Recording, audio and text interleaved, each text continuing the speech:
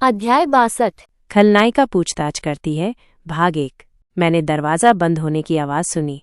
शैल अंदर आ गई थी और ऐसा लग रहा था कि मेरी छोटी सी झपकी के दौरान शैल कहीं गई थी। क्या बात है?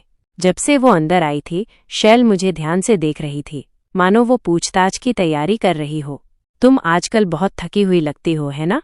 बेशक मैं थकी हुई हूँ। ये इसलिए है क्योंकि मैं सोते समय भी अपनी ट्रेनिंग पर कड़ी मेहनत कर रही हूँ। मुझे बाद में झपकी लेनी चाहिए थी, लेकिन मैं नहीं ले सकी क्योंकि मुझे क्ली की दवा खरीदनी थी। किसी कारण से तुम बहुत सोती हो, उसने जारी रखा। मैं उसे सच नहीं बता सकती थी कि ये इसलिए है क्योंकि मैं हमेशा ट्रेनिंग में व्यस्त रहती हूँ, और मैंने इतनी कड़ी ट्रेनिंग इसलिए की क्योंकि मैं जादूगर टावर के स्वामी के सिर्फ एक हमले से बेहोश हो गई थी। अगर शैल को ये पता चल जाता तो वो मेरा मजाक उड़ा सकती थी। शैल अभी भी मुझसे अपनी नजरें नहीं हटा रही थी। तुम्हारा शरीर कमजोर लगता है, उसने मुझे आगे यही बताया। क्या तुम मुझे कमजोर कह रही हो?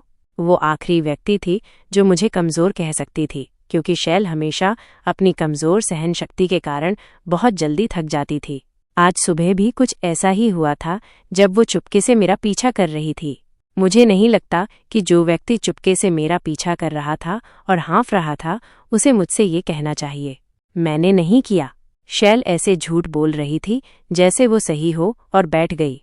बेशक वह अभी भी मुझे पहले की तरह घूर रही थी। और फिर उसने कहा, सोचो तो ऐसा लगता है कि तुम्हारी बाल झड़ने की समस्या थोड़ी और बढ़ गई है। हाँ, क्या ये सच में और बढ़ गई है?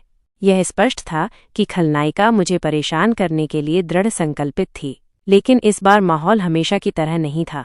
शैल काफी गंभीर लग रही थी, उन अन्य समयों के विपरीत जब उसका एकमात्र लक्ष्य मेरा मजाक उड़ाना और मुझे धमकाना था। बेशक इसका मतलब ये नहीं था कि मैं उसके अपमान को चुपचाप सहने वाली थी। मुझे लगता है कि यह इसलिए है क्योंकि मैं एक दिमाग वाला व्यक्ति हूँ। मेरे ऐसा कहने के बाद भी शैल ने बस एक आह भरी और अपनी नजरें मुझ पर टिकाए रखीं। अगर तुम कुछ छुपा रही हो तो मुझे जल्दी बताओ। अब वो मुझसे पूछताछ कर रही थी। क्या ये हो सकता है कि अवलोकन इस पूछताछ की तैयारी थी?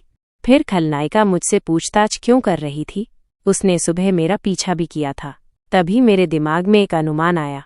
उसने किसी तरह कंगन से क्ली की आवाज सुनी होगी। क्या उसने सच में सुनी? मैंने सुबह इसे नकारने की कोशिश की थी, लेकिन अब जब बात यहाँ तक आ गई थी तो मैं थोड़ा घबरा रही थी। क्ली के साथ संवाद करना, जिससे शैल इतनी नफरत करती थी, और ये उसके सामने भी हुआ। यह स्पष्ट था कि ये एक ऐसा कार्य था जिससे खलनायिका को मौत से भी ज्यादा नफरत होती। मैं क्या छिपा रही हूँ? इससे पहले कि शैल बहस कर पाती, मैंने जल्दी से अपना जादुई थैला निकाला। यह मेरे लिए गुप्त हथियार खलनायिका को चुप कराने के लिए मिठाई लाने का समय था। मैंने शैल को कई तरह के स्नैक्स दिए ताकि वो बोल न सके। इतने सारे थे कि मुझे भी याद नहीं रहा कि मैंने कितने बनाए थे, इसलिए यह शैल का ध्यान आकर्षित करने के लिए पर्याप्त था। शैल ने कुछ देर के लिए मुझे और मिठाई को देखा, फिर उसने एक कुकी उठाई जैसे कि वह वास्तव में लुभाने वाली नहीं थी। मुझे लगा कि वो जल्दी में एक बाइट लेगी, लेकिन उसकी क्रिया धीमी थी, जैसे कि वो किसी बात को लेकर बहुत परेशान थी। बेशक कुकी का एक बाइट लेने के बाद शैल मिठाई का आनंद लेने लगी, जैसे कि वो पहले क्या कर रही थी भूल गई हो। जैसे कि वो भूल गई हो कि मैं उसके सामने थी।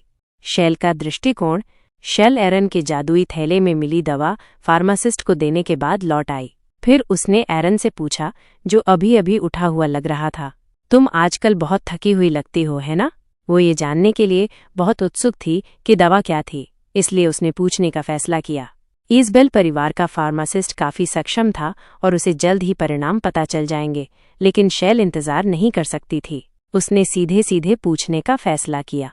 हालांकि उसे कोई जवाब नहीं मिला, ये स्पष्ट था कि एरन काफी सावधानी से व्यवहार कर रहा था और उससे कुछ छिपा रहा था।